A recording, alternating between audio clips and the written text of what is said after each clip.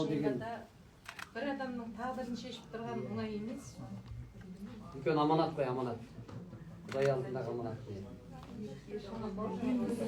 Бақытты бол. Еркені жеңгесі ағып біргеміз ғой, свои деп. Ал бір қошеметтеп қояйық осы жерде бір. Құтты болсын, бақытты бол, бағың ашылсын, Еркеша. Екінші құлаққа тағатын кезде тағы бір қошеметтеп қояйық.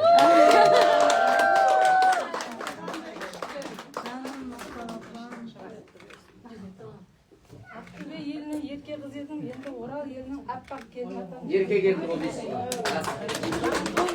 Әдемі. Ал, құтты болғай. Құтты болсын. Ал енді. Құтты болсын. Арым-сырымдарыңызға екі жеңгесін нағайып жесеңіз де болды ғой. Міне өзінің енесі. О, екі жеңгесі ма? Күшті отыр не? Осы